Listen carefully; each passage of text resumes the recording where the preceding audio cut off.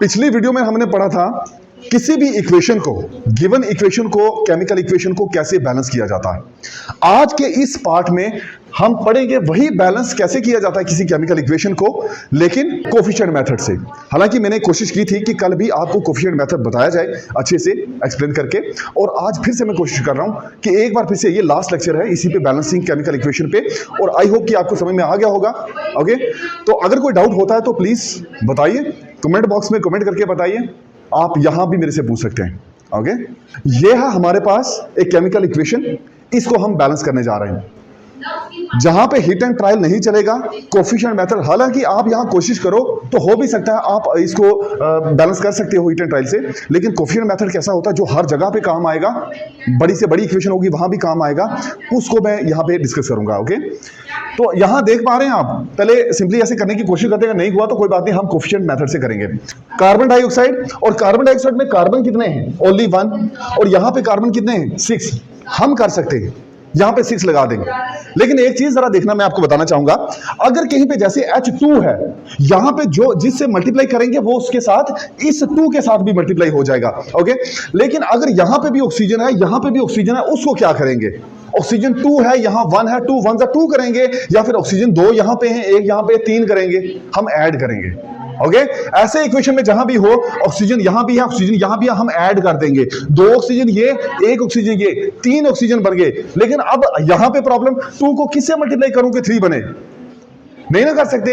अब यहां पे पूरा देखो, फिर ये O एक और है, 2 और 1 3 बन गए 3, तो ऑक्सीजन भी बैलेंस हो गए, 2 1 3, 2 और 1 3। प्रॉब्लम कहां थी? यहां पे मैं बोल रहा हूं कार्बन 6, तो कार्बन 6, अब ये ऑक्सीजन 2 नहीं रहे, ना ही ये 2 और 1 3 रहे, ठीक है। अब 6 यहां पे, 1 यहां पे, 7, तो बनाओ 2 और 3 को 7, 3 को किससे मल्टीप्लाई करेंगे कि 7 बने? कोई ऐसा इंटीजर तो है नहीं कि जिससे मल्टीप्लाई करें तो 7। हालांकि आपको पता है वो रेशनल नंबर तो कोई होगा जिसको 3 से मल्टीप्लाई करने पर 7 बन जाता है। 3 को जिस रेशनल नंबर से मल्टीप्लाई करने पर 7/3, 3/7 या 7/3 से करोगे तो 7 ही बनेगा। देखो ना, 3 को मल्टीप्लाई किया 7/3 से तो 7 बन गया ना। मैं ये वो बात बोल रहा हूँ कि रेशनल नंबर को छोड़ के बाकी किसी से करोगे तो आपके पास क्या बनेगा? वो तो नहीं ना बन पाएगा जो हम चाहते हैं। हम तो इंटीजर चाहते हैं, A B C D। वो कल की बात आपको याद होगी। यहां पे कोफिशिएंट, इसके वही मेथड हम कर रहे हैं, इसमें हम कोफिशिएंट लगाते हैं। यहां पे A लिखते होते हैं, यहां पे B लिखते हैं, हम यहां C लिखते हैं, और यहां पे हम लिखते हैं D। लेकिन यहां पे आज तो हमें E भी लिखना पड़ा, आज हमें E की वैल्यू भी फाइंड करनी है। तो देख लेते हैं। तो सबसे पहले यहां आपने देखा कि 6, तो 6 2 12, अगर मैं 6 यहां लगाता हूं, 6 2 12, 12 और 1 13 ऑक्सीजन बन गए। तो ऑड ऑक्सीजन इधर बन रहे हैं, यहां पे कितने हैं? यहां पे तो वही है, ठीक है। तो प्रॉब्लम हो जाती है, आओ उस मेथड से करें, ठीक है। हम करते हैं कोफिशिएंट मेथड से। तो सबसे पहले मैं आपको बताता हूं कि यहां पे किस तरह से इक्वेशन को बनाया जाता है। कल भी डिस्कस किया था, आज फिर से बताऊंगा, ध्यान देना यहां पे। ओके, यहां पे जैसे A लिखा हमने, इसका coefficient B C D E। सबसे पहले हम कोशिश करेंगे, क्योंकि हमारे पास कार्बन है, ऑक्सीजन है, हाइड्रोजन है। कार्बन, हाइड्रोजन और ऑक्सीजन 3 ही चीजें हैं, कार्बन हाइड्रोजन ऑक्सीजन। तो 3 इक्वेशन से इसको कैसे बनाया जाए? इक्वेशन 3 है, यहां पे तो हमारे पास 1 2 3 4 5 है। कैसे बनाया जाएगा? आओ इसको अच्छे से देख लेते हैं। सबसे पहले बात करते हैं हम कार्बन की। फॉर कार्बन, कार्बन के लिए क्या होगा? कार्बन यहां पे 1 है, 1 कार्बन तो है, लेकिन साथ में कोफिशिएंट को देखना। हमने कोफिशिएंट कंपेयर करने, ना कि एलिमेंट्स, ना कंपाउंड्स, हमने कोफिशिएंट्स को कंपेयर। यहां कार्बन का कोफिशिएंट है A, ठीक है। कार्बन 1 ही है, उसका कोफिशिएंट A है, तो सीधा इसको A लिख दो। और कोई कार्बन तो नहीं है? नहीं। अगर अच्छा, अगर यहां पे कार्बन और होता एडिशन में, ठीक है, अगर यहां पे होता तो मैं क्या करता, यहां पे प्लस लिख लेता और फिर उसके बाद इक्वल टू। हालांकि और नहीं है, क्योंकि यहां पे और कार्बन नहीं है ना लेफ्ट साइड में, तो हम क्या करेंगे, सीधा इक्वल टू लिख दो। यहां कोई कार्बन है? हाँ, 6 कार्बन है ना, ठीक है, 6 कार्बन। तो इस 6 को 6 लिखो। कार्बन का कोफिशिएंट क्या है? C, ठीक है, C लिखो। मतलब A is equal to 6C। 1 equation दे दो इसको इक्वेशन नंबर फर्स्ट। यहां तक पूछना है कुछ? कार्बन को कंपेयर किया हमने, लेफ्ट साइड में ये कार्बन है, ओके, राइट साइड में हमने देखा यहां भी कार्बन है, लेकिन कार्बन यहां पे 1 होने की वजह से 1A लिखा, लिखो या ना लिखो 1, ठीक है, 1A लिखा इज इक्वल टू यहां पे 6 कार्बन, यहां तो 6 का 6 लिखा, कार्बन की जगह ये C कोफिशिएंट था तो वो लिखा। ओके, फर्स्ट इक्वेशन बन गई। अब दूसरी बात है ऑक्सीजन के लिए। फॉर ऑक्सीजन, इसके लिए देख लेते हैं। ऑक्सीजन के लिए क्या होगा? यहां पे ऑक्सीजन यहां पे 2 है, ठीक है, आओ देखते हैं इसको। 2 ऑक्सीजन है, ठीक है, 2 मान लिया ऑक्सीजन है, लेकिन ऑक्सीजन थोड़ी ना लिखेंगे, हम तो लिखेंगे इसका कोफिशिएंट।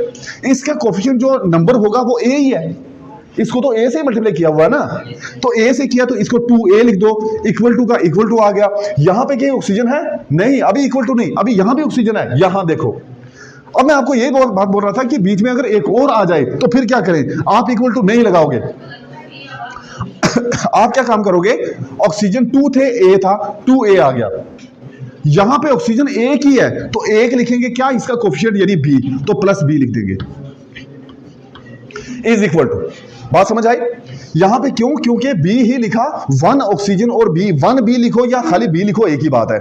यहां पे कोई है ऑक्सीजन? यस, 6 ऑक्सीजन है, हम लिखेंगे 6 ऑक्सीजन क्या है? ऑक्सीजन का सी कोफिशिएंट, इस पूरी टर्म का सी है तो ऑक्सीजन क्या चीज है? ऑक्सीजन का भी तो सी है, ठीक है। और ऑक्सीजन है, हाँ यहां पे ना 2, O2 ऑक्सीजन के लिए है, तो इसका मतलब प्लस हम कर सकते हैं, O2 अलग से है ना, तो 2 है, कोफिशिएंट क्या है इसका? डी, कोफिशिएंट इसका डी है, तो हमने यहां पे 2d लिख दिया। एक बार फिर से समझाऊंगा, सारा करने के बाद अच्छे से समझ लेना। 2d आ गया, और कुछ है e, हाँ यहां भी ऑक्सीजन है, एक ही है बट, ठीक है, एक ही है तो 1 लिखो ना लिखो लेकिन e तो आएगा ही। अब ये एक अलग चीज बन गई, इसको हम देते हैं इक्वेशन नंबर 2।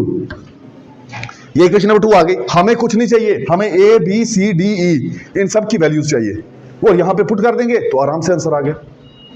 ओके, ये सेकंड इक्वेशन है। फॉर, और बचा कुछ? हाँ, हाइड्रोजन बचता है ना, फॉर हाइड्रोजन, हाइड्रोजन के लिए क्या होगा? हाइड्रोजन के लिए यहां पे हाइड्रोजन है? नहीं है, यहां पे है, यस, 2 हाइड्रोजन है लेकिन कोफिशिएंट बी है, 2 हाइड्रोजन है लेकिन कोफिशिएंट बी है, तो 2b बन गया, यहां पे 2b बन गया, बीच में कुछ नहीं तो हम इक्वल टू लिखेंगे। यहां पे क्या हाइड्रोजन है? यस, हाइड्रोजन है क्या, बल्कि 12 हाइड्रोजन है, यहां पे 12, और हाइड्रोजन का कोफिशिएंट क्या है? c, तो हम लिखेंगे 12c। यहां पे और कोई हाइड्रोजन? यस, यहां पे वाटर वाला हाइड्रोजन, तो ये 2 है और साथ में e, यहां पे 2 लिखेंगे और साथ में e लिखेंगे। ओके, देखो जब 2 या 3 चीजें आपके पास होंगी ना तो एक अलग वैल्यू आ सकती है, ठीक है। उसके लिए आपको क्या करना है? सबसे पहले एक चीज को पुट करना होगा। मैं कोशिश करूंगा यहां पे एक ऐसी चीज पुट की जाए जिसके डालने पर 2 वैल्यूज कम से कम आ जाएं।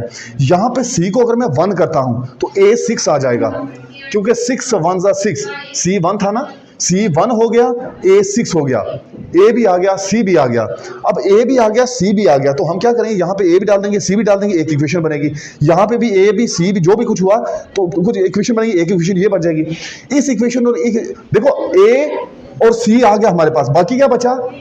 c यहाँ भी डाल सकते हैं, बी और डी बचा, तो इसको यहां से यहां दोनों को इक्वेट करके हमारे पास कुछ मेथड से, सब्स्टिट्यूशन मेथड है, ठीक है, अलग अलग मेथड से हम इसको क्या करेंगे? ए बी सी डी इन सब की वैल्यू निकालें। तो अभी फिलहाल के लिए इसमें से हम 2 को कॉमन ले सकते हैं, हम यहां पे 2 को कॉमन लेकर लिखेंगे b, और यहां 2 को कॉमन लेकर लिखेंगे 6c प्लस e।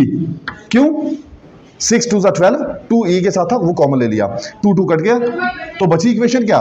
b किसके इक्वल है? b इज, यहां से b की वैल्यू भी आ गई, 6c प्लस e, इसको मान लो थर्ड इक्वेशन। b की वैल्यू आ गई, अब b की वैल्यू मैं यहां भी डाल सकता हूं, ओके, यहां से तो a भी आ गया, c भी आ गया, तो b की वैल्यू भी यहां पे डाल सकते हैं, हालांकि c भी हमें पता है, तो b किसके इक्वल है? वो इक्वेशन से हो जाएगा। बट सबसे पहले आओ हम इसको पुट करके देखते हैं। सबसे पहले जब इसको c को 1 पुट किया, अपनी तरफ से जब आप 1 पुट करते हो ना तो आराम से बाकी वाली वैल्यूज निकल जाती हैं।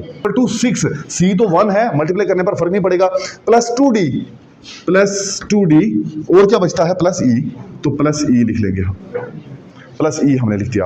ओके, तो 6 2 ये क्या बन गया? b को ऐसे रहने देते हैं, ठीक है, यहां पे ऑलरेडी हमारे पास 2d है, प्लस e भी है, नंबर ले लेते हैं, 6 का 6 आ गया, और यहां पे 6 2 12 और माइनस कर देंगे हम, यहां पे सॉरी 6 यहां पे है, हाँ ठीक है, 6 यहां पे 12 है, तो 6 - 12 -6 आ जाए, ठीक है, छोटे में से बड़े वाला माइनस किया तो आपके पास नंबर आ गया जो माइनस में होगा।